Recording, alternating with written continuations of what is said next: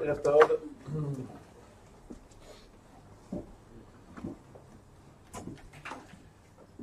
On va être ce soir des Talmidim de Rav Shlomo Karlebach, pas le chanteur, hein. C'est un mashgiach en Amérique. Et on va essayer de retrouver, je l'espère, l'origine des fautes que l'on retrouve dans le livre de Bereshit. L'origine, le Mekor. D'où viennent tous ces dérives, d'où viennent tous ces échecs. En tout cas, pour moi, c'était un grand chidouche que je vais vous dire, mais je vais essayer de partager avec vous des moments, on va dire, que j'ai passés, qui étaient particulièrement, je trouve, en ce qui me concerne, qui m'ont beaucoup intéressé. Alors, je vais commencer par un pasuk. Vayi ki echel ha'adam larov al penei ha'adama. Lorsque l'homme commença à se multiplier sur la terre. Donc, on va retenir deux mots. Ki echel ha'adam. Echel, c'est athala, commencement. Larov, c'est se multiplier, avoir beaucoup. Il y a eu beaucoup de monde sur terre. C'est là que ça a commencé à mal tourner. Ça a commencé à mal tourner. C'est l'introduction que la Torah donne aux fautes du Maboul. Hechel et Rabbah. Lorsqu'il y a eu beaucoup de monde, et il y a eu ce Hatrala, ce début. Alors, Ramban insiste, il dit qu'Asher echelu bnei ha'adam larov echelu larto. Lorsqu'il y a eu beaucoup de monde, ils ont commencé à fauter. Je sais pas, moi, c'est ça quelque chose qui est bizarre. Le fait qu'il y ait beaucoup de monde, ça fait fauter les gens, c'est quoi l'histoire?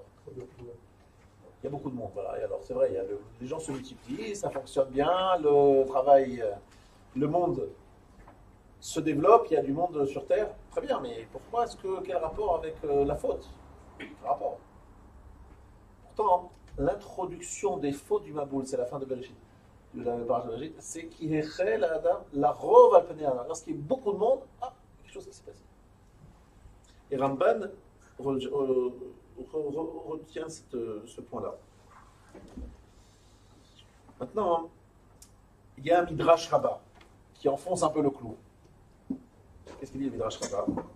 Amar Rabbi Simon bishlosha mekomot ne'emar belashon hazeh lashon mered az hu chal vayhi kehechel. Le Midrash fait remarquer que le mot Hechel est utilisé à 3 reprises pour parler d'une rébellion. Alors Nimrod, on connaît Nimrod, c'est un grand rebelle. Il y a le Dor Enoch, la génération de l'époque de Enoch qui ont commencé à se rebeller, et évidemment le Dor Amamoun. Et chaque fois, on utilise le mot Hechel. Hechel, c'est Hatrala, un commencement. Les hatril. Mais ça ne veut pas dire que ça, le mot Echel. Ça veut dire aussi choulin. Choulin, ça veut dire profane. Il y a quelque chose qui se passe lorsqu'on utilise le mot Echel. L'atril, choulin, quelque chose qui se passe. Mais quoi? C'est ce qu'on va essayer de définir ce soir. Parce qu'on est vraiment à l'origine ici, hein, on est vraiment au début, tout au début. Maintenant, je voudrais ici citer, donc on va poser ça comme des questions, je préfère présenter le chiot comme sous forme de questions. Première question, pourquoi la multiplicité des hommes sur Terre, ça entraîne la faute, comme le cite le Ramban et comme le verset a l'air de dire, et pourquoi le mot Hechel est introduit chaque fois des notions de rébellion.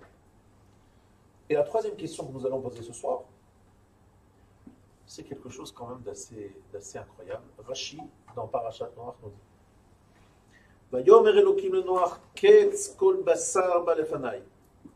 Noach dit la fin de toute chair est venue devant moi. Non, on est dans Parashat Noach.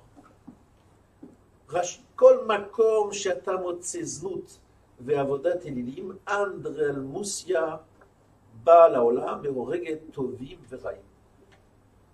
Lorsque tu trouves dans le monde des problématiques liées aux relations interdites, à Vodazara et à Arayot. Arayot, c'est les relations incestueuses, adultérines, homosexuelles, etc.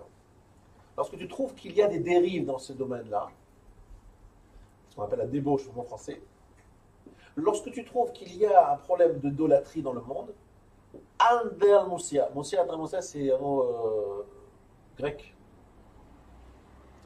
Alors, je ne connais pas trop le grec, hein, je m'excuse, mais je comprends un peu ce que dit Rachi, c'est qu'il y a un balagan qui se passe.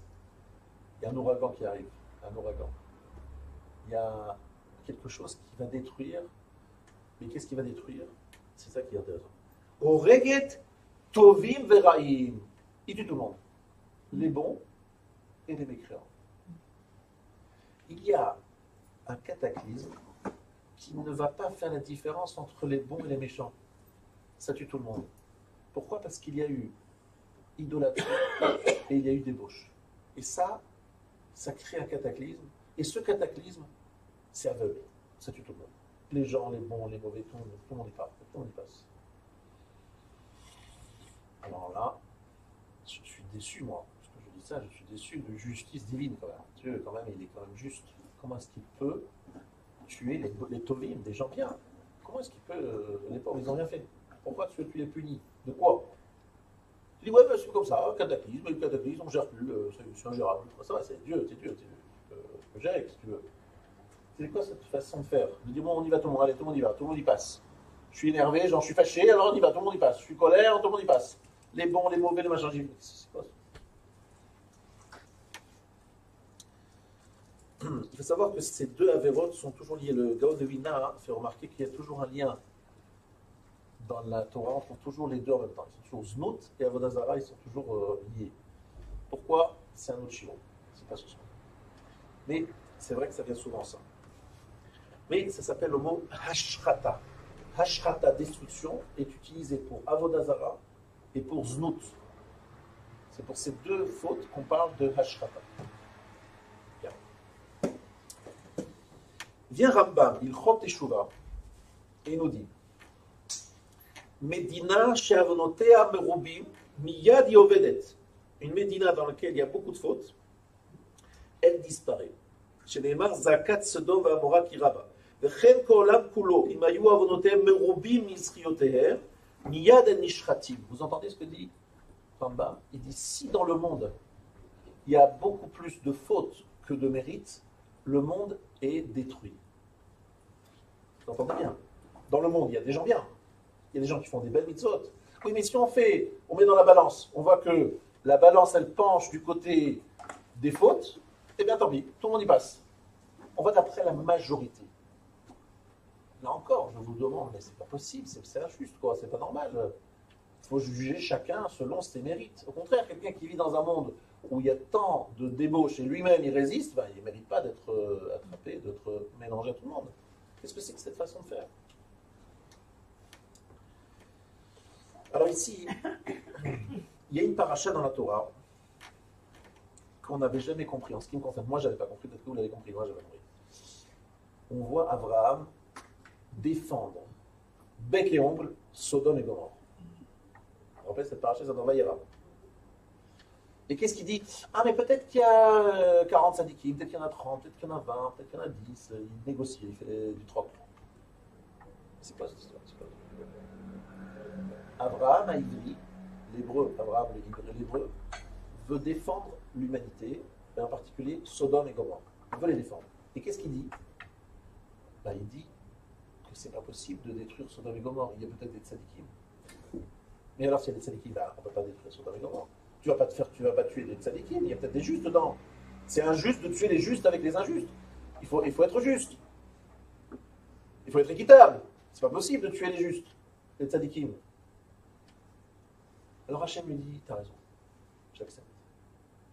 S'il y avait un seul juste, je le protégerais. Et Dieu lui dit, il n'y en a pas un seul. Peut-être Lot, parce qu'il est ton neveu, piston, machin, mais sinon, personne.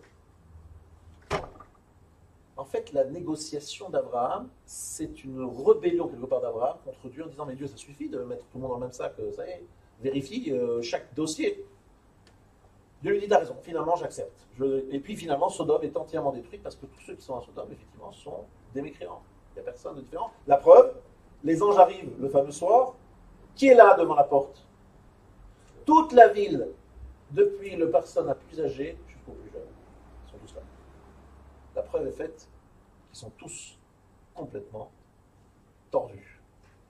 Donc il faut tous les mettre en avant. Ça, mais Abraham a obtenu quelque chose dans cette discussion. Il a obtenu que Dieu ne mette plus tout le monde dans le même sac. Ce n'était pas le cas avant. Ce soir, le sujet que je vais en fait développer, ça c'est des questions. Mais ce que je veux, c'est vous apprendre quelque chose qui peut-être vous servir, j'espère. Moi, ça me sert tous les jours. Enfin, j'espère que ça va vous servir à vous aussi. Une Gemara très connue et très mal comprise. C'est une Gemara dans Sanhedrin. Lorsque je vous en parlais, vous allez me dire, mais oui, on connaît. Même dans les médias, on en parle. Imaginez. Les Fichach Nivra Adam Yechidi. C'est pour ça que l'homme a été créé unique, seul, unique. Bon. L'Elametra, Shekol Hame'abel Nefesh Achat Mi-Israël, pour t'apprendre que tout celui qui tuerait, ferait disparaître une âme en Israël, Ma'aleh alav hakatuv kilo ibed olam maleh. C'est comme s'il avait fait disparaître un monde entier. V'chol hamekayem nefesh achat mi-Israël, ma'aleh alav hakatuv kilo kiyem olam maleh. Et tout celui qui, au contraire, sauve une âme, c'est comme s'il avait sauvé un monde entier. Vous vous rappelez cette phrase de tout le temps? Magen David Adom, Zaka. Bref. Sans arrêt. C'est quoi ces phrases? C'est quoi cette phrase? Ça veut rien dire. C'est vrai, c'est des citations des mots de la Mishnah. J'accepte. C'est une Gemara dans Sanhedrin, page 37. C'est vrai. C'est une Mishnah. Mais elle veut dire quoi cette Mishnah? C'est quoi Adam Nivra Yechidi? Alors, il faut savoir que nous avons tous le même visage, dans le sens où nous avons 2 yeux, 2 oreilles, une bouche, bon, je ne sais pas 2 bouches. Donc nous nous ressemblons tous. Et pourtant, on fait bien la différence entre chacun d'entre nous. Et tiens, est arrivé à M. Cohen. Ah, c'est M. Lévi qui est là. Ah, ça c'est M. Israël. Ça c'est Chaim. Ça c'est Yitzhak. Ça c'est Abraham. On sait bien la différence entre les gens. Pourtant, on a tous le même visage, le même programme sur le visage. On n'a pas la même expression.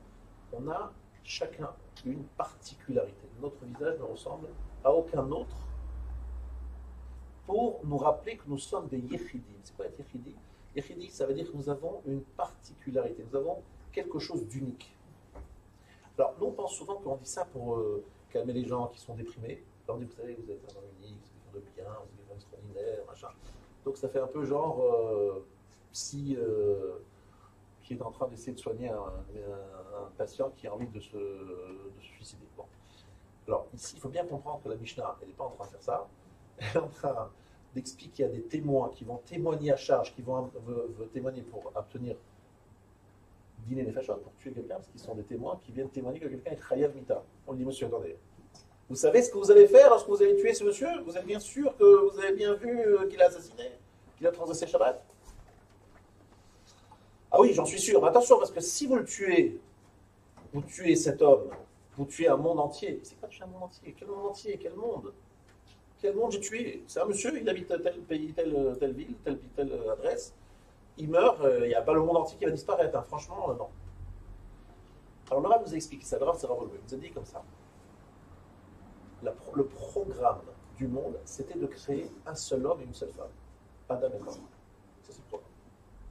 On a créé le monde entier, l'univers avec le cosmos et tout ce que vous voulez, pour un seul homme et une seule femme. Adam et Chava. Oui, un seul homme, une seule femme. C'est tout. Et alors, nous, qu'est-ce qu'on fait dans cette affaire-là? Qu'est-ce qui se passe? On fait quoi, nous? Alors, sachez, je vous apprends que vous êtes tous, et moi également, pris du corps d'Adam Arishon. Je m'explique. Suite à la faute, Hachem, il a pris Adam Arishon, sa neshama, et il l'a découpé en tout petits morceaux, et chacun d'entre nous a pris un petit morceau d'Adam Arishon. Alors, il y en a certains qui viennent de la tête, et d'autres qui viennent du talon. Chacun a son mérite. Mais on a tous un étincelle de la lame d'Adam Arishon. On a distribué l'âme d'Adam Arishon, on a découpé en petits morceaux. En fait, il y a un seul homme, vous comprenez?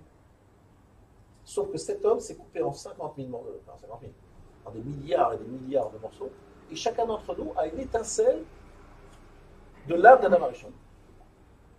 Ensuite, la faute d'Adam Arishon, il faut faire le tikkun, la réparation de la faute. On a pris la faute d'Adam Arishon et on l'a distribuée en des milliards d'épreuves qu'on a tous, chacun, à chaque moment de notre vie.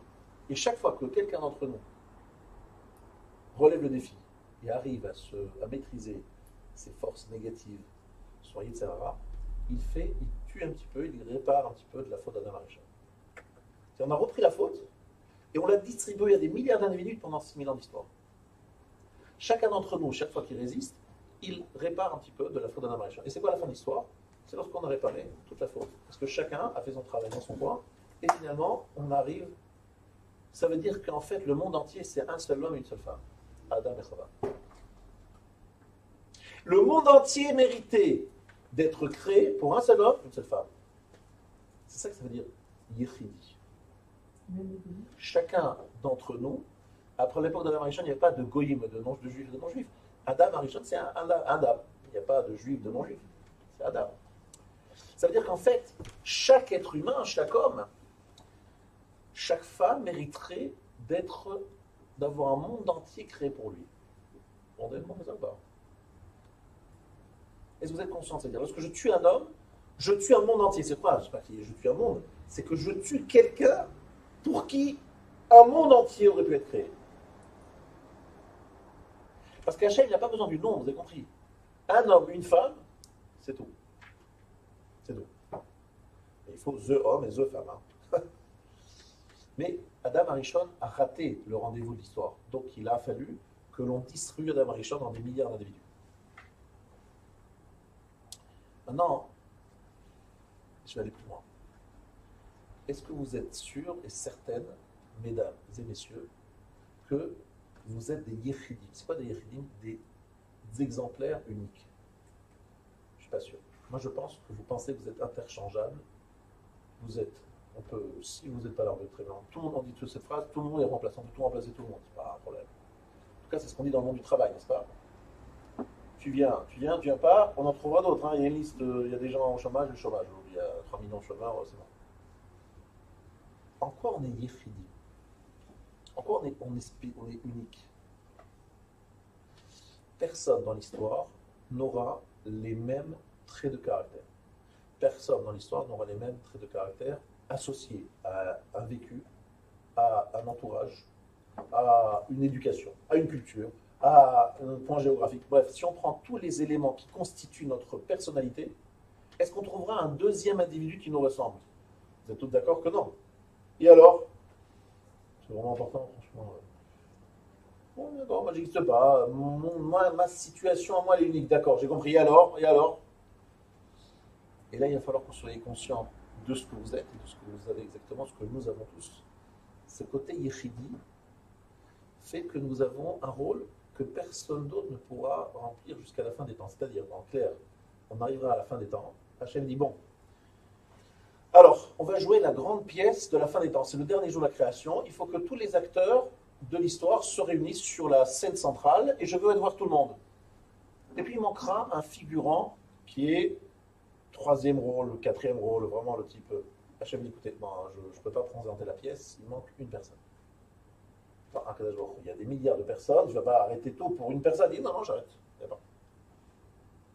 J'ai besoin que toutes ceux et toutes celles qui avaient un rôle à jouer remplissent leur rôle pour finir l'histoire. Je ne peux pas me séparer et me dispenser d'une personne. Est-ce que vous êtes conscient de ça ou c'est quelque chose qui vous paraît dingue? Ça nous paraît dingue, ça nous paraît bizarre. Pourtant, Akadosh Baruch Hu, il ne fait rien pour rien. C'est-à-dire que toute création doit avoir un rôle spécifique qui ne ressemble à personne d'autre, à aucune autre époque. On pourrait changer, trouver l'équivalent. C'est Yechid. Yechid, ça veut dire unique. Pourquoi? Parce que comme lui, il est Echad, unique, il crée des exemplaires qui sont Betsalmo à son image. Lui, il est Echad, nous sommes Echad. Lui, il est unique, nous sommes uniques. Et qui est unique? Chacun d'entre nous est unique. Alors là, il y a vraiment de quoi être très fier. Moi, je sens que toutes les personnes qui étaient au cours ce soir vont ressortir avec le nez vers le ciel, très très haut, avec une stature comme ça différente. Vous allez sortir fiers de vous en disant, mais je suis un être unique, personne ne peut me remplacer. Personne dans l'histoire qui est passée ni dans l'avenir ne pourra remplir le rôle que j'ai à remplir moi. Oui, réponse oui, c'est ce qui est écrit dans la Mishnah, Yechid. Bon, vous allez me dire, bon, c'est gentil. Et alors? Ben alors ça te rend une responsabilité énorme. Tu ne peux pas rater Parce que si tu rates ton truc, il faudra revenir sur l'incarnation, revenir jusqu'à ce que tu finisses ton boulot. Il y a rien à faire. On ne peut pas se passer de toi. On peut pas. Personne ne peut prendre ta place. Donc il va falloir trouver un système pour qu'à un moment ou l'autre, tu finisses par remplir ton rôle. Impossible de changer. Maintenant, ce qui est très intéressant, ce que dit ici le Rav, que je voudrais vraiment que vous écoutiez bien, ce shiur, qui est un shiur extraordinaire que donne ici le Rav Shlomo Karlobach. Il dit, cette conscience-là de l'unicité, les hommes qui ont vécu à l'époque du Maboul avaient oublié ou surtout effacé cette dimension-là d'unicité. Ils considéraient qu'il y a Rov, il y a beaucoup de monde. Ils voyaient l'humanité comme une somme de personnes, mais où chacun était en fait interchangeable. On pouvait se passer de l'un ou l'autre. Il y avait personne qui était unique. Eux, pour eux, tout le monde, c'est la même chose. Et c'est très intéressant de voir le mot utilisé par la Torah pour parler du Maboul. Vaïmar, il a effacé. Et de quoi? Être né comme la face de la terre. Comme quelqu'un qui efface. Nous, vous voyez notre visage. Il a une expression.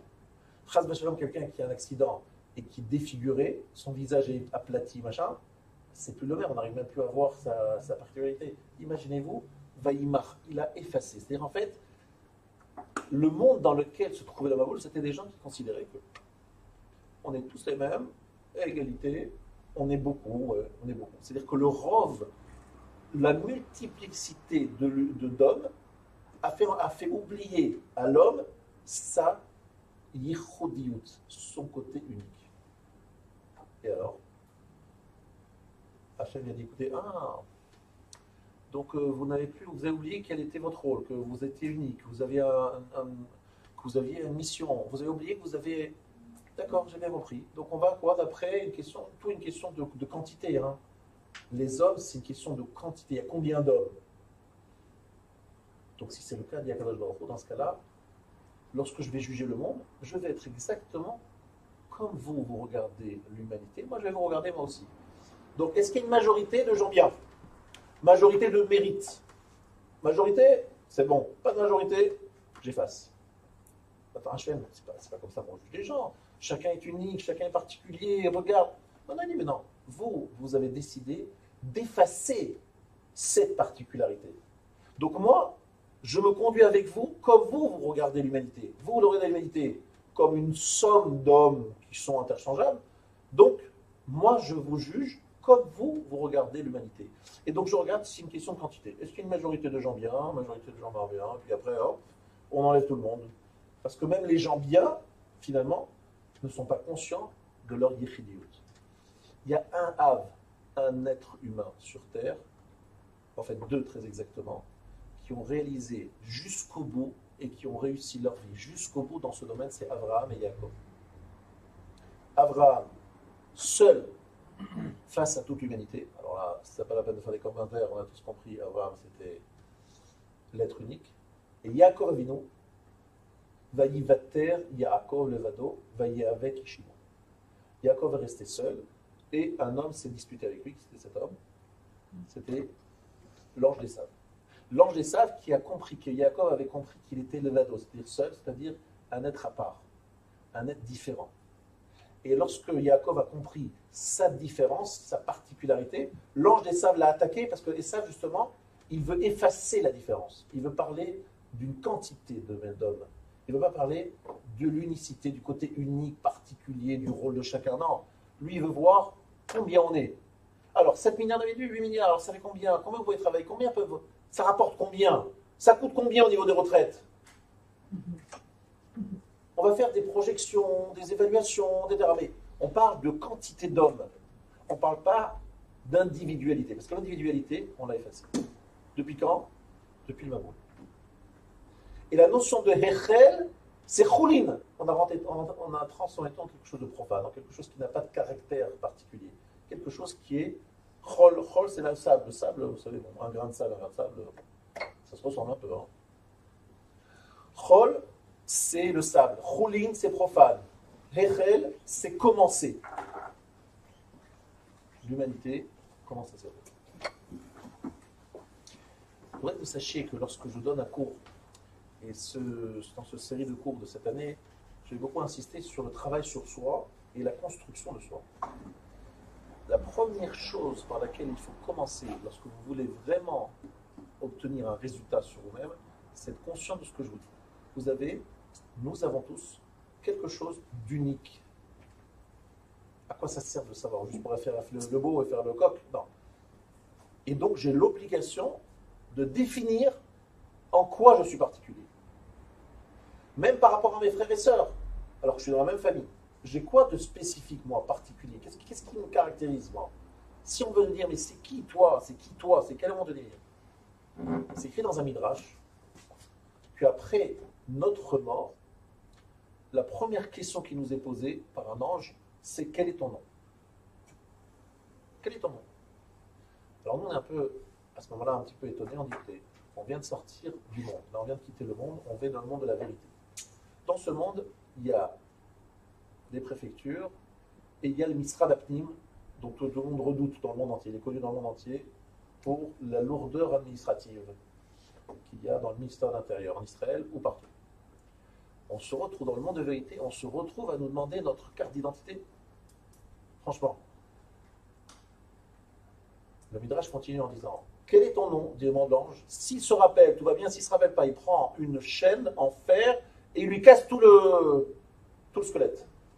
Oh, c'est pas sympathique. Hein. Franchement, on vient d'arriver, l'accueil, il est un peu... Alors, c'est pour ça qu'il y a un usage, c'est de citer un verset à la fin de la Hamida, avant de faire les 3 pas en arrière, avec la première lettre de son nom et la dernière lettre de son nom. Vous connaissez cet usage? Vous avez un nom qui s'appelle, par exemple, Ariel, on prend un exemple au hasard. Ariel, Aleph, c'est la première lettre, et la la dernière lettre. Qu'est-ce que vous faites? Vous prenez un pasouk, un verset, qui commence par un Aleph, qui termine par un Lamed. Pourquoi? Parce qu'après 120 ans, lorsqu'on va nous poser la question, on va dire, ah oui, mais je connais mon nom. Ah. Alors le Rav Wolbe disait, attention, messieurs, arrêtez de sortir de Yugan, on n'est pas au Ghana. Vraiment, vous pensez que c'est ça la question, puis tu te rappelles ton nom, tu ne te rappelles pas ton nom, on s'en fout, ton nom, c'est pas le sujet. C'est qu'en fait, on nous demande qui nous sommes. Ça veut dire, est-ce que tu sais qui tu es? Si, c'est vrai que je suis, Ariel Ben David. Non. Qui tu es, ça veut dire quelles sont tes forces, tes points forts, et quels sont tes défauts. Dans quoi tu es fort, quelle est ta particularité, quelle est ta spécificité. En quoi, c'était quoi qui tu étais toi?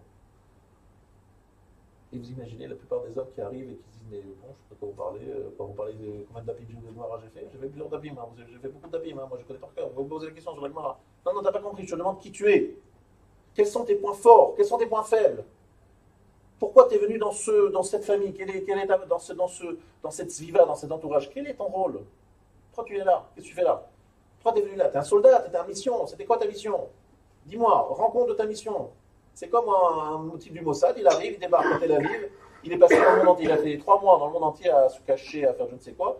Il dit, allez, chef du Mossad, dit, monsieur, alors, c'est quoi la mission? C'est quoi t'as fait? Qu'est-ce que tu as fait là? Il doit faire un rapport, non? Il doit faire un rapport. Montre ce que tu as apporté, ce que tu as eu. Je ne sais pas de quoi vous parlez, je sais pas, j'ai mis les tefilines, moi j'ai mis les tzellit, j'ai fait Shabbat, moi quel est votre problème? J'ai pas compris votre histoire. Non, mais quelle est ta particularité, ta yichidout? Tu es en quoi? Tu es différent des autres. Vous avez compris, c'est ça la question du nom, ça reconnaître son nom. Adam Arishon, il est créé, on lui dit, monsieur Adam Arishon, quel est le premier travail d'Adam Arishon? C'est de donner des noms aux animaux. Alors, franchement, on crée Adam Arishon, c'est pratiquement un ange. Quel est son travail, son boulot? De faire un travail de scientifique. Alors, ça c'est l'espèce appelée Abu machin truc chouette et truc chouette machin chouette. Vous savez, c'est les noms très compliqués scientifiques. C'est ce qu'il faisait Adam Arishon, de donner les noms aux créatures. Franchement, je n'ai pas fait faire autre chose. C'est autre chose. On prenait des scientifiques, des secrétaires, ils vont lui donner des noms aux gens. C'est quoi l'histoire de donner des noms? C'est-à-dire que de donner un nom, c'est de définir le rôle de chacun. Adam Arishon, son rôle, c'était de définir chaque animal pour expliquer quel est son rôle sur Terre. Et ça, c'est donner des noms. Et c'était le seul à être capable de donner un nom à chaque animal en disant, toi, c'est ça. Tu représentes tel mida, tel caractère. Cet animal, il s'appellera autrement parce qu'il a un autre rôle à jouer sur Terre. Vous avez compris? Ça, c'est donner un nom. Donc, attention, le Dor du Maboul, c'est une génération qui s'est multipliée, qui a effacé cette singularité. En effaçant cette singularité, elle a commencé à finalement ne plus se valoriser. En ne se valorisant plus, ils se sont complètement relâchés au niveau de leurs mœurs. C'était une génération de débauche, de laisser aller. Ça, c'est un premier point. Mais on est loin de ce que je vais vous expliquer aujourd'hui. Aujourd'hui, je vais vous expliquer beaucoup plus profond. Mais commençons par ça. Il y a ici un midrash que tout le monde va connaître, qui est la suivante. La rove alpene ha'adama, se multiplier sur la terre. Vient la Gemara dans Nida, page 13. Et dit rove, c'est milachon revia. Qu'est-ce que ça veut dire revia? Que mot rove kachat. Ça veut dire que cette génération faisait l'erreur qu'on appelle en bon français sortir zera levatala, sortir une semence en vain, se masturber. Mais ils ne le faisaient pas par des raisons purement de désir, pas parce qu'ils étaient... non, ils voulaient sortir leur semence en vain. Et ils le faisaient en ayant des cabanes, en disant, voilà, je vais être dans le gaspillage de mes spermatozoïdes. C'est mon kiff. Non, c'est pas mon kiff. Il y a quelque chose derrière. Qu'est-ce qu'il veut dire ici? C'est-à-dire que la rove alpene adama veut dire beaucoup, et rover, c'est en fait la notion d'éjaculation, en fait. Vous comprenez? Et c'est donc l'idée de ressortir un zera, un semence en vain. Le Zohar Kadosh dit que c'est ça la faute d'Adam Arishon, c'est rapporté dans le Shulchan Aruch, qui nous dit que la raison de la destruction du Maboul, c'est cette faute-là, la perte de semences en vain. Ça, c'est la principale raison. Maintenant, vous croyez que ce sont des gens simples, des gens rigolos, des idiots? Non. Il y avait une idée très forte dans cet acte. Et je veux l'expliquer maintenant. Expliquer c'est quoi cette façon de parler, c'est quoi cette façon de faire. Nous sortons de Sukkot. À Sukkot, on avait le loulav. Le loulav représente la shidra. La shidra, ça veut dire la moelle épinière. Ça représente en fait le squelette. Mais dans quel sens? La partie du squelette qui abrite la moelle épinière, c'est-à-dire l'élément qui met en relation la partie du moar, le cerveau, et les organes génitaux.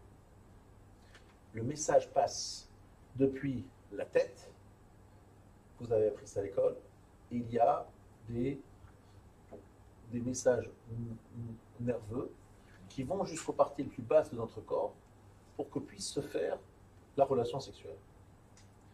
Le Harizal nous dit que le loulav, il ressemble à un vav, c'est un grand vav, et il représente la mida de Yosef Hatzadik, c'est-à-dire cette capacité de maîtrise totale des parties les plus, ou dans lesquelles le désir est le plus puissant, et qui sont gérées par la tête, mais qui c'est cette capacité non pas de maîtriser simplement l'acte, mais de maîtriser au niveau de la tête, que la tête maîtrise ces parties-là.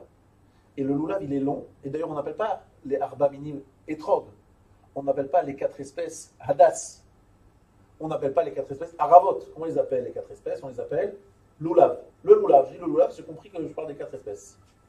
Le loulav est l'élément fondamental, d'accord? Et il est, en fait, selon Harizal, la capacité de gérer ce message passé de la tête à ces parties du désir et de la passion. C'est quoi ce truc? C'est quoi ce livre? Qu'est-ce qu'on veut nous dire? Qu'est-ce qu'on veut nous apprendre ici? Alors, il y a là-dedans un Maharal. Ce Maharal n'est pas simple. Vous le trouverez dans les Agadot Hachas. Il explique la Gemara dans Nida, page 13. Il est un peu long. Il est très, très caché, très difficile à comprendre. Je vais vous expliquer l'interprétation du Maharal selon le Rav Shlomo Karlova, que je cite depuis le début.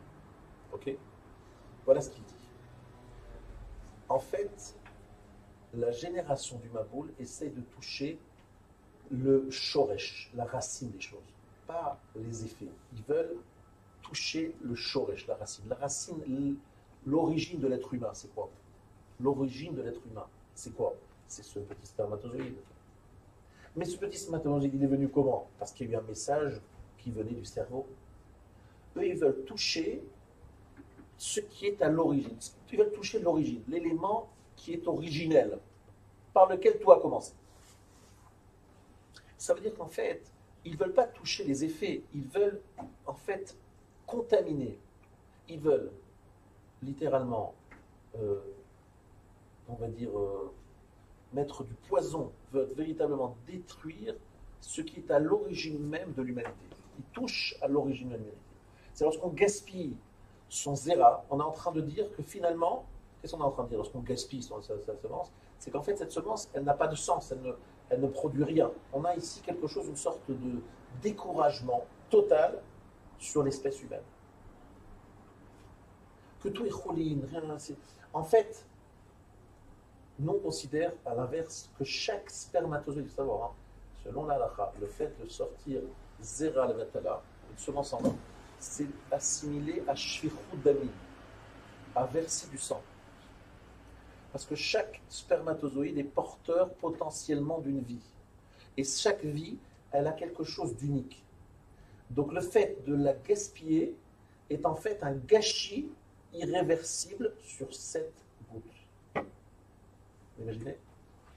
Et eux, qu'est-ce qu'ils font? Ils prennent cette origine, c'est quelque chose qui peut être à l'origine d'une vie, ils la gaspillent en disant mais ça n'a aucune valeur, ça ne vaut rien. En fait, c'est un regard sur l'homme et sur l'humanité dans lequel il n'y a plus du tout une notion de kedusha, c'est pas une notion de kedusha, mais même une notion de bon, ça va, on est nombreux, ça va, c'est bon, il y a ce qu'il faut. On s'en fout, il y a ce qu'il faut, on est nombreux, c'est bon. L'être humain est devenu du bétail, en fait. C'est du bétail. C'est un de plus. Combien on est? On est 1 milliard, 2 milliards, 3 milliards, 6 milliards. Oh, on est heureux. On a effacé totalement la singularité de l'homme. Et donc on est arrivé à une situation de gaspillage total de ce qui est à l'origine de la vie. Vous comprenez ou pas? Et nous, on est exactement à l'inverse. Il faut savoir comment les Chachamim parlent de la masturbation comme étant shfichut damim. Ils appellent ça verser du sang. Verser du sang. En ce moment, le débat, c'est sur l'avortement. Est-ce que l'avortement, c'est tuer, pas tuer? Est-ce que c'est assassinat, pas assassinat? Là, on ne parle même pas d'avortement, on parle d'un spermatozoïde qui va tout simplement être gaspillé. Bon, ça va, il y en a plein. Un être humain, un homme, il en a un certain nombre avec lequel il peut utiliser. Non, mais chacun, tiens, on veut nous donner une image, un regard sur la vie qui va exactement à l'inverse de ce que les gens du Maboul regardaient. Les gens du Maboul, ils étaient blasés, ils étaient dans un choulin, dans un chol total. Tout était profane. Et nous, on est en train de dire que chaque chose, elle a un rôle, une place, et potentiellement quelque chose.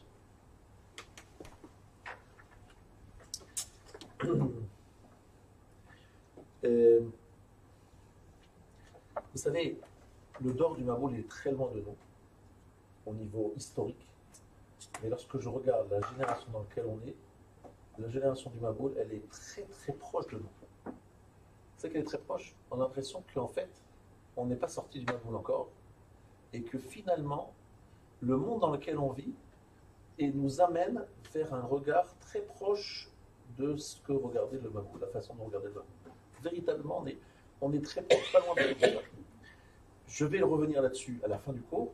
Pour l'instant, je dois vous donner d'autres informations pour que vous compreniez jusqu'à la fin que tout est relié, tout ce que j'ai dit est relié, mais là vous avez noté une nouvelle information. Rov, c'est Revia, Revia c'est relation, Revia c'est masturbation, c'est une façon de perdre sa semence. Maintenant,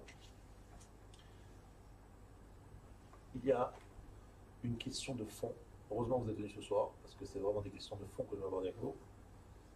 Quel est le rôle qu'a l'homme noachide sur Terre?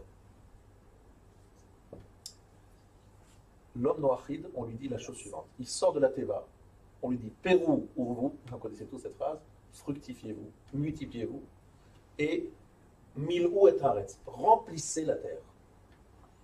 Remplissez la terre. Milou et haaretz, remplissez la terre. L'homme a pour mission de remplir la terre. C'est quoi cette mission-là?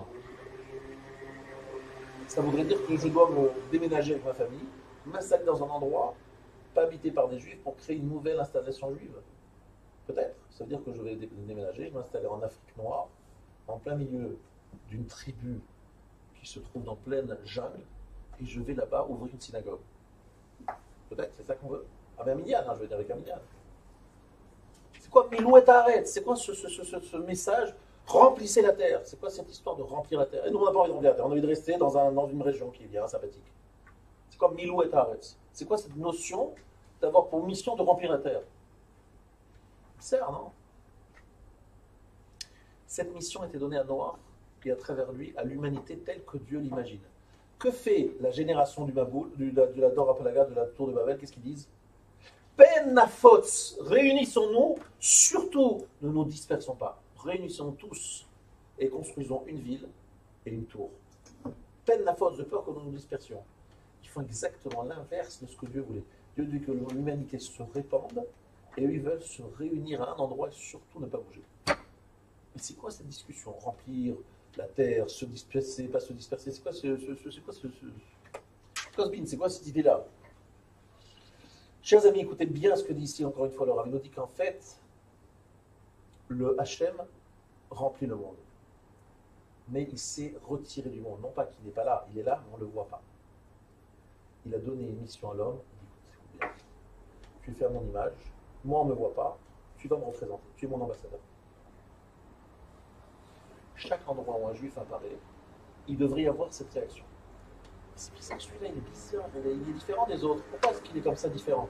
Ah oui, parce que tout dans le sens d'arrêt, il parle de Dieu, il a une façon de vivre, il dit qu'il est à l'image de Dieu, qu'il y a des choses qu'il ne peut pas faire parce que Dieu lui a dit de ne pas le faire.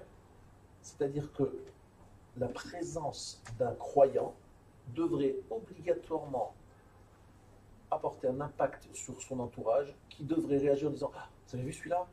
Ce croyant-là, cet homme qui croit en Dieu, oh là là, ça c'est autre chose, on sent que c'est inspiré, hein, c'est quelque chose de particulier. » Ce remplissage de la terre, c'est en fait le pendant Kadosh, Kadosh, Kadosh, Hashem Tzvakot, Melo Kol Haaretz Kevodo. Le Kavod Hashem remplit la terre. Vous voyez, vous, le Kavod Hashem qui remplit la terre? J'aimerais bien le voir, moi, mais c'est compliqué. Pas évident de le voir. Mais imaginez-vous que dans chaque endroit sur le globe, il y a un juif qui est Mekadesh Shem Shamaim, qui représente la royauté divine. Melo Kol Haaretz Kevodo, la terre est pleine du Kavod Hashem à travers tous ces ambassadeurs qui sont le peuple juif et qui vont faire remplir la terre. Remplir la terre de Dieu à travers notre présence et notre façon de vivre. À tel point que les gens qui nous confrontent, qui nous fréquentent vont dire ah, t'as vu comment il vit celui-là? Oh là là, on sent qu'il y a quelque chose de fort, de puissant, de grand chez lui. Il change, tout l'environnement est influencé positivement par la présence de cet homme qui est croyant. On aimerait que ça soit comme ça, malheureusement c'est pas toujours comme ça, mais imaginez-vous qu'il y ait l'honnêteté, qu'il y ait un sourire, qu'il y ait une générosité, mais qu'on sente que cette chose-là est induite par sa foi, ça donnerait un monde différent, on est d'accord. Dieu dit à l'homme, remplissez la terre, c'est-à-dire je me retire, je me cache, mais je veux que vous soyez, vous, mes ambassadeurs. Vous comprenez ça? Je vous ai dit ça à propos, par exemple, de votre maison. Dans votre maison, vous avez mis la mezouza. Chaque maison juive, c'est un petit bétamidage. Il y a un truc que je comprends pas, c'est que là, on est à Noah, et donc là, il n'y avait pas encore de on n'est pas encore avec Abraham. Alors, Noach, Ish Tzadik, il faut savoir que l'être humain, depuis sa naissance, a reçu des mitzvot. Non. L'Adam Arishon en a reçu 6. Adam Arishon a reçu 6 mitzvot. Lesquels? Ne tue point, ne vole point, ne commets pas d'adultère, et d'autres, et des incestes. Installe des tribunaux, ne blasphème pas, et interdiction de servir l'idolâtrie. Voilà les 6 interdits fondamentaux qu'Adam Arishon a reçus. Noach, il en a reçu une 7e. C'est pour ça qu'on parle des Sheva Mitzvot de Noach, parce qu'il en a reçu une 7e, laquelle? L'interdiction de consommer le membre ou une partie d'un être vivant, d'un animal vivant. faut d'abord le tuer avant de manger cet animal. Ce qu'on appelle Ever Minachai, c'est la 7e. Paracha de cette semaine. L'interdiction de l'avortement, d'ailleurs, sachez qu'il est écrit dans cette paracha aussi de Noir. Bon, en tout cas, donc il y a 7 mitzvot de Bnei Noach et 6 mitzvot d'Adam Arishon. C'est-à-dire que l'être humain n'est jamais créé sans mitzvah, ça n'existe pas. Vous dites oui, mais il y a Matan Torah. Matan Torah, oui, il y en aura 613. Ça, c'est pour les descendants d'Abraham. Mais avant Abraham, il y a une notion de mitzvah, parce que s'il n'y avait pas de notion de mitzvah, pourquoi vous voulez détruire l'humanité? Qu'est-ce qu'ils ont fait? Où c'est écrit qu'ils n'ont pas le droit de vivre comme ils vivaient à l'époque du Magoul? C'est qu'en fait, ils ont enfreint les 6 éléments de base, les 6 mitzvot, comme les 6 jours de la semaine, qui sont le devoir de tout individu. Il y avait des devoirs et des obligations morales, éthiques, depuis la création de l'homme. Après est venu Matan Torah, il y a 613 mitzvot, mais c'est autre chose. Maintenant, il faut savoir que dans Noir se fait un tournant dans l'histoire du monde que je ne sais pas si ici vous avez réalisé.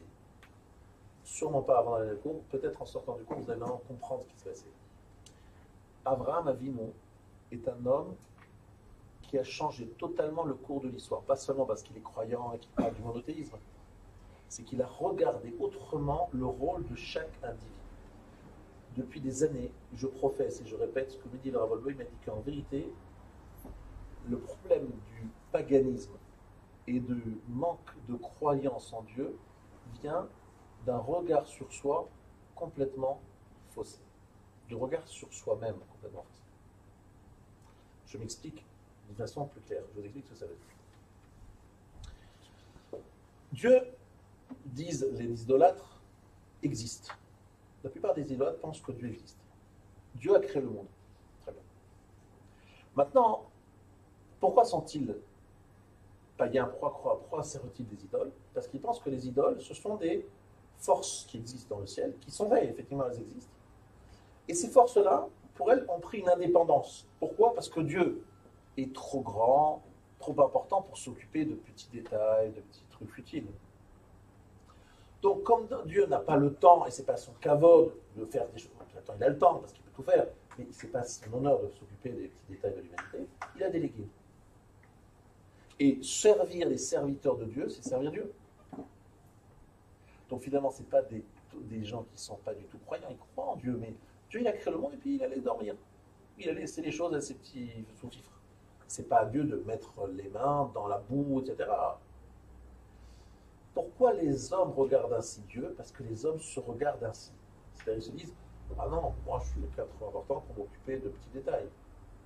Que dit la Torah? Elle montre Abraham qui reçoit 3 personnes qui sont clairement des gens non-croyants, qui sont clairement des gens qui ne sont pas de la haute société, ce n'est pas des notables, et il les sert et on rentre dans le détail. Alors, lavez-vous les pieds, asseyez-vous sous l'arbre, je vais vous amener de la viande, telle viande, cette autre viande, je vais vous amener du lait. Non, franchement, bébête, c'est ça la Torah. La Torah, c'est de nous écrire le repas qu'Abraham a servi à 3 types qui n'avaient rien à foutre et qui étaient là comme ça.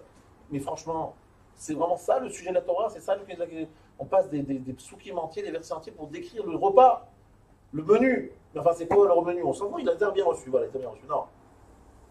Abraham, lorsqu'il les sert et leur donne le lait, tous les aliments, pour lui, il n'est pas en train de faire quelque chose de chol, de choline. Il est en train de réaliser exactement ce que Dieu fait pour l'homme. Et ce que Dieu fait pour l'homme, c'est quelque chose de grand. Donc moi, lorsque je fais ça pour les individus, c'est quelque chose de grand. Donc c'est un regard sur soi qui est très différent. Être grand, c'est quoi? C'est rester dans une tour d'ivoire et donner des ordres? Ou être grand, c'est venir servir un plat de viande à des invités? Abraham voit dans cet acte-là l'acte divin par excellence. Dieu qui sert l'humanité.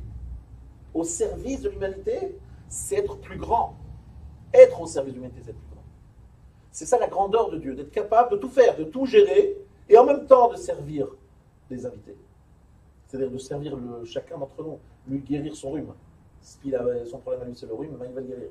Son problème à lui, c'est que sa femme, elle est un peu gaspée, parce qu'elle lui demande de descendre les poubelles le soir tard à 23h, et qui demande à Dieu, s'il te plaît Dieu, sauve-moi de ma femme, le soir à 23h, je vais dormir, je vais être en pyjama, j'ai pas envie de me rhabiller pour descendre les poubelles. Mais ne dérange pas Dieu avec ça. Si, Dieu il a envie de savoir, de s'intéresser, des poubelles, si elle est descendue à 23 heures par monsieur ou madame, c'est important ça. Franchement. Ça veut dire en fait c'est un regard différent sur ce qu'est le monde et son sens. Mais d'abord sur le rôle d'un être humain sur Terre.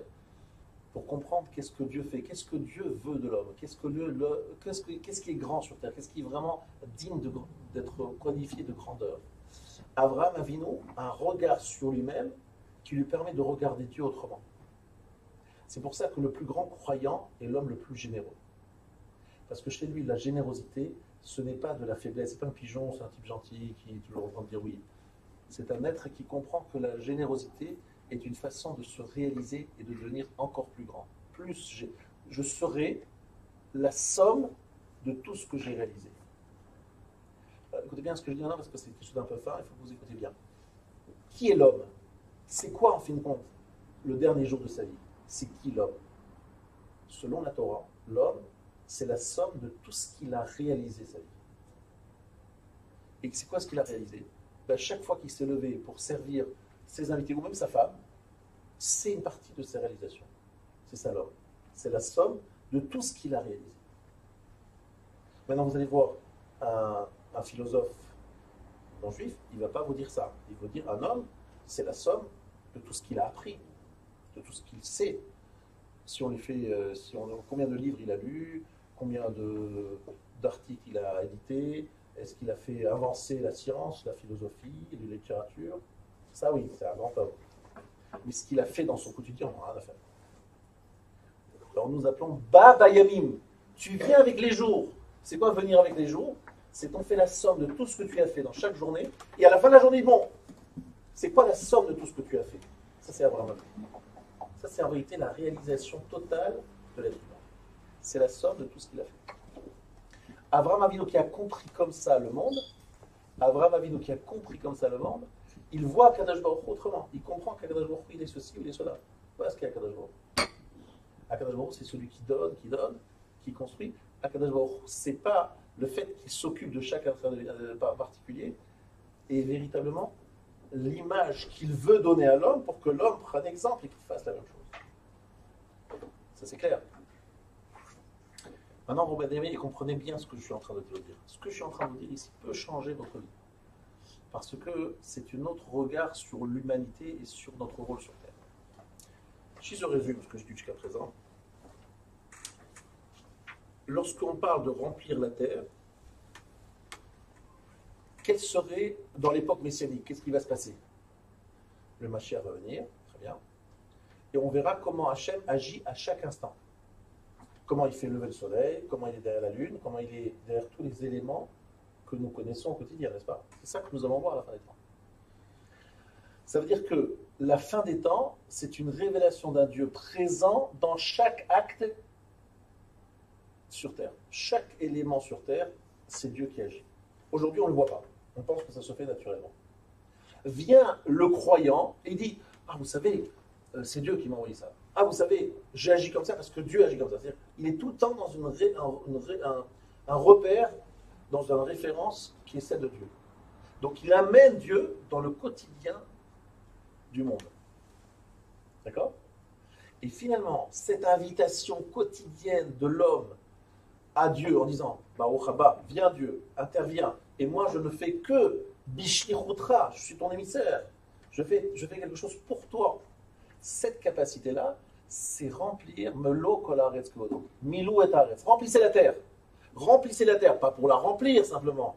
Remplissez la terre en mettant une marque, une trace, que l'on retrouve véritablement l'origine de tout ça. Et pour y arriver, il faut que l'homme comprenne son côté unique. Pourquoi? Parce que si on considère qu'on est nombreux et qu'on refait tous la même chose, réaliser quelques minutes, il y a quand même pas mal de gens qui sont chômeurs Shabbat. À un moment, vous allez vous dire, mais à quoi ça sert que je sois chômeur Shabbat? Il y a déjà beaucoup de juifs qui le sont. Ça ne sert pas à grand chose. J'habite à Bnei Brak. S'il y a tout le monde qui fait Shabbat, pourquoi vous voulez que je fasse moi Shabbat? Ça ne sert à rien. Donc à un moment, vous allez vous dire, ça ne sert absolument à rien. Dans certains endroits, ça ne sert à rien. Et là, la réponse est de dire, mais ton Shabbat à toi ne ressemble pas à son Shabbat à lui. Ta yéchid ou ta particularité à toi, ce que tu mets toi dans le Shabbat, il ne l'avait pas lui. Est-ce que tu en es conscient de cela? Akadosh Baruch Hu a voulu que le Shabbat soit vécu sous toutes les formes. Et c'est seulement la somme de toutes les sensibilités qui fait que le Shabbat est respecté. Aucun homme ne peut avoir toutes les sensibilités shabbatiques. Chaque homme a sa sensibilité et apporte sa pierre à l'édifice. Vous comprenez? Et c'est l'ensemble qui crée véritablement ce que nous attendons. Maintenant, beaucoup de gens pensent que les femmes sont dispensées de la mitzvah de procréer. Est-ce que les femmes ont l'obligation de procréer? Alors la mitzvah de Pirya Veriga, de procréer, c'est les hommes qui l'ont. Mais il y a une deuxième mitzvah qui s'appelle Lo le tahu bera'a et la shevet etzara. Dieu, il a créé le monde, pas pour le tohu, mais pour l'installation. Il a créé le monde pour qu'il soit installé, habité. Et ce verset-là s'applique aux femmes aussi. Les femmes sont responsables du fait que le monde soit habité. À quoi ça sert qu'il y ait 6 milliards et demi? S'il y a 6 milliards, 25, c'est un problème. On n'est pas 1 milliard de personnes près. Évidemment, si tu es comme tout le monde, si tu es juste une photocopie, tu as raison, à quoi ça sert? Mais tu n'es pas une photocopie. Tu as une particularité, une irrité. Alors ici, si vous avez compris ça, je vais vous expliquer quelque chose d'extraordinaire que nous disent nos Chachamim sur la Teva de Noach, l'arche de Noé. Akadosh Baruch Hu, voyant que l'humanité a perdu tout son regard sur l'humanité, l'humanité a un regard sur l'humanité qui est complètement pervers, demande à Noach de rentrer dans une arche à 3 étages. Un étage pour les hommes, un étage pour les animaux et un étage pour les déchets. Et il y a une question que tout le monde pose, qui doit savoir, mais franchement. Un étage pour les déchets, il y a une lucarne. Vous ouvrez la lucarne, vous jetez par la fenêtre. À moins que vous soyez vraiment écolo au maximum, mais franchement, écolo lorsqu'on est dans le Maboul, a priori, c'est pas la peine. Vous jetez par la fenêtre les déchets et on est très bien. On n'a pas besoin de gaspiller un étage entier pour mettre les déchets. 3 étages, 2 étages, je comprends, mais pourquoi le 3e? Pourquoi rentrer dans une teva et mettre 3 étages dans cette teva? Vous avez bien compris que cette teva, cette arche, elle représente les 3 étages de l'humanité, en fait. Elle est en train de dire quelque chose, un message énorme. L'arche de Noé, c'est pas juste un lieu pour se réfugier. L'arche de Noé, c'est créer un monde entier dans quelques mètres carrés. C'est créer un monde entier dans quelques mètres carrés. Alors écoutez bien ce que nous disent nos Chachamim. Ils nous disent, mais comment était éclairée cette arche? Certains disent qu'il y avait une lucarne. Et d'autres disent qu'il y avait une pierre précieuse. Et que cette pierre précieuse scintillait tellement qu'elle éclairait l'arche. Vous savez qu'est-ce qui est écrit ici? C'est extraordinaire. Un étage pour les déchets, et soit une lucarne, soit une pierre précieuse. Vous savez ce qui est écrit là? Il y a écrit quelque chose d'énorme sur ce qu'est un homme. Un homme, en fait, son rôle, c'est de prendre la lumière qui vient de la lucarne, c'est de prendre la lumière extérieure. Et un homme, il doit savoir qu'il a en lui une pierre précieuse, c'est-à-dire sa neshama, qui elle-même scintille. Il a une IMR qui vient de l'extérieur, c'est ce qu'il entend, les divrei Torah, les enseignements qu'il prend de l'extérieur. Et la pierre précieuse, il a en lui. Il a en lui toutes les vérités qui sont écrites au fin fond de lui-même. Il a une pierre précieuse au fond de lui. Maintenant, l'être humain, il a 3 étages. Et il y a un étage qui est la partie homme, la partie la plus noble. Il y a un étage où il y a la partie animale. Et il y a un étage où il y a des déchets. Et l'être humain, s'il veut sortir du monde du Maboul, il faut qu'il assume tout ce qu'est un homme. L'étage des déchets inclus. C'est-à-dire qu'il faut qu'il fasse rentrer dans l'arche de Noé même la partie des déchets. Parce que s'il considère que ça, il faut la jeter par la fenêtre, il n'a pas compris ce qu'était une arche de Noé. Une arche de Noé, c'est créer une humanité metoukenet, réparée, parfaite.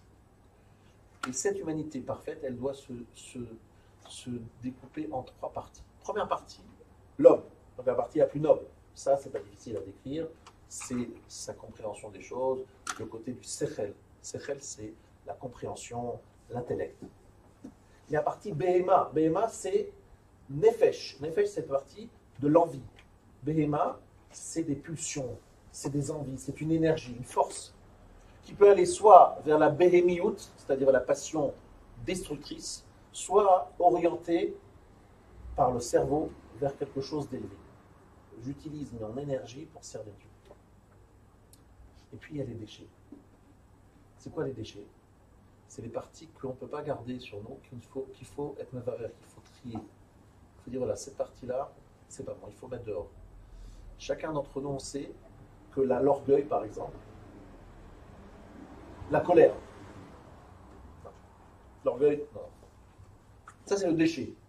Il faut que je sache et que j'assume que j'ai chez moi des choses à mettre dans la troisième, au sous-sol.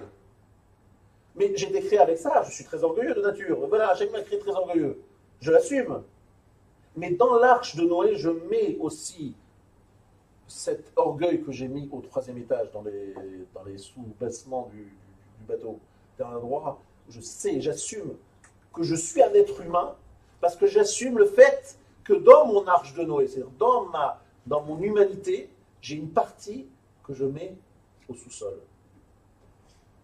Pas que j'ignore, pas que je mets en valeur, mais quelque chose que je mets au sous-sol. En clair, je suis très orgueilleux, je sais que c'est un gros défaut, et lorsque j'ai des accès, des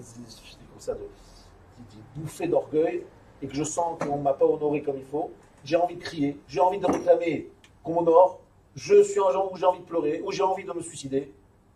Et à ce moment-là, je me dis, je suis un être humain avec toutes sortes de forces, certaines forces qui sont mauvaises. Il faut que j'apprenne à les mettre en dessous, à les cacher, à les maîtriser, et surtout à les mettre au sous-sol. Voilà, ça c'est du déchet. Mais ce n'est pas du déchet à jeter par la fenêtre, c'est du déchet à assumer. Parce que si je n'assume pas, je vais devenir comme la génération du Maboul qui va avoir une image de l'homme, une image destructrice de l'homme. Pourquoi ces gens-là ils détruisaient leurs semences? Pourquoi ils étaient si désabusés? Parce qu'ils voyaient l'homme dans sa petitesse, dans ses errements, et ils disaient bon, finalement l'homme, quelle médiocrité, quelle bêtise. Ils étaient des gens désabusés et désespérés de l'espèce humaine. C'était des gens qui avaient des grandes ambitions. Il faut savoir que ce qu'il y a dans le Sifrei Kabbalah, c'était des Neshama très élevés. Et ces Neshama très élevées, parce qu'elles avaient des aspirations très très élevées et des ambitions très fortes, étaient particulièrement désespérées et dégoûtées du corps dans lequel ils avaient été mis. Et donc, elles étaient parties dans la débauche. Pourquoi?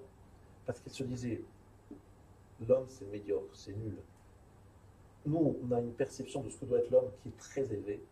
Et finalement, je n'y arriverai pas. Je pense que c'est au-dessus de mes forces. Alors je me lâche complètement dans la débauche. Il y a des gens qui se lâchent dans la débauche pas parce qu'ils sont nuls. Il y a des médiocres, il y a des gens dératés, il y a des gens qui sont très forts. Mais ils sont tellement forts et tellement ambitieux qu'ils se relâchent, ils se trempent dans la boue et ils se disent finalement, l'homme c'est médiocre. Et quelque part, sachez que c'est un petit peu ce que nous vivons aujourd'hui. Aujourd'hui, nous vivons une génération qui dit tous pourris. Tous pourris.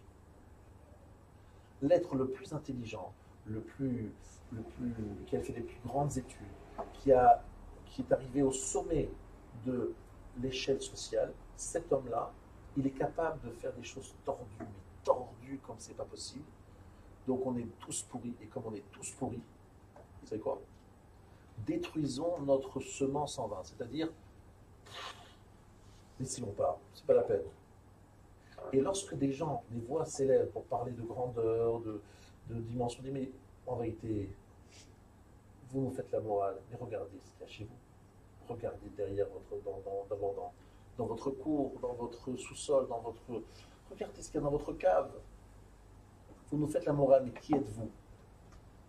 Et finalement, l'humanité tout entière regarde le zével, le côté, les errements et les erreurs et les parties, on va dire, pourries, comme quelque chose qu'il faut sortir de la teva, quelque chose qu'on ne peut pas assumer. Ils n'assument pas les faiblesses humaines. Et comme ils ne les assument pas, ils ne peuvent pas accepter que l'être humain soit des fois, on va dire, fasse quelques erreurs. Donc, quelque part, ils n'assument pas le fait que la Teva ait trois étages. Une Teva de 3 étages, c'est une Teva dans laquelle on assume que l'être humain a une partie cachée qui n'est pas très belle. Mais celle-là aussi, il faut la rentrer dans la Teva. Parce que si on ne la rentre pas dans la Teva, on devient comme le Maboul, on se laisse aller, on détruit tout. Il y a un homme qui a compris ce que je suis en train de vous dire, il s'appelait Abraham, et il a dit, messieurs, stop, ça suffit, cette déchéance et l'effacement de toute la grandeur. Moi, je dis, l'être humain est grand et il est capable. Et je vais vous le démontrer. Et Abraham, c'est celui qui l'a démontré. Et toute l'histoire a commencé avec Abraham. Depuis Abraham, il a obtenu qu'à Sodome, on ne tue pas les méchants et les bons. Pourquoi? Parce qu'Abraham, il a remis en place dans le monde la yechidut, l'unicité de l'être humain. Il a remis en place la véritable place de l'homme dans le monde. Parce qu'avant, on voulait effacer et montrer que tout le monde était égal, et que tout le monde était nul, et que tout était du zével, et que tout cela, il fallait se relâcher, se lancer dans la débauche, parce que de toutes les manières, il n'y a rien. Tous pourris. Noach a essayé de le faire avec sa Teva. Il est sorti de la Teva, de nouveau il a commencé à boire, et là de nouveau, Vayachal Moshe. Qu'est-ce qu'il a fait à Noach?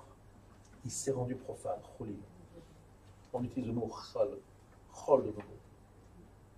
Il est revenu à la problématique du Maboul. Il n'en est pas sorti. Encore une fois, ce mot Chol et la mérida, la rébellion contre Dieu, vient du fait que l'être humain dit, mais Dieu, mais pourquoi tu nous as créés comme ça? C'est honteux. On se rend compte de la grandeur potentielle de l'être humain, et tu nous as mis du zével dans notre noir, dans notre teva. Tu nous as mis avec des choses aussi horribles et aussi basses, avec des pulsions aussi grasses. Mais comment? Donc ça devient une rébellion contre Dieu, et une volonté de se débarrasser de Dieu, ce Dieu injuste, ce Dieu qui nous met dans la boue, et qui nous demande des choses impossibles. Vous voyez? C'est le moment. En fait, si je résume tout ce que je vous ai dit depuis le début, je suis en train de vous amener vers quelque chose de très important. Chaque être humain doit assumer ces 3 étages. Et il doit être conscient qu'il a besoin d'une lucarne, c'est-à-dire une lumière externe, et qu'il a en lui un diamant. S'il est conscient de cela, il est sur les flots du Dor HaMaboul. S'il n'assume pas ça, s'il jette ses déchets par la fenêtre, c'est que tout simplement, il ne les a pas assumés, et s'il ne les assume pas, il ne pourra pas survivre au Maboul. Et pour cela, il faut commencer comme il faut, c'est-à-dire retrouver véritablement la place de l'humanité, le regard sur l'humanité. Donc je reprends le début du shiur. Au début du shiur, je vous ai posé des questions. Et je voudrais répondre à ces questions. Je vous ai dit très simplement la chose suivante. Comment se fait-il qu'on parle de Rov, du monde? Il y avait beaucoup de monde. Et comme il y a eu beaucoup de monde, alors quoi? Il y a eu beaucoup de monde, et alors? Mais ils se sont laissés à la débauche parce qu'ils étaient nombreux. On utilise le mot Vayechel, ils ont commencé, Cholin. Chaque fois, à 3 reprises, ce mot, ils ont commencé, veut dire Chol, Cholin, ça veut dire Mérida, rébellion. Qu'est-ce qui se passe?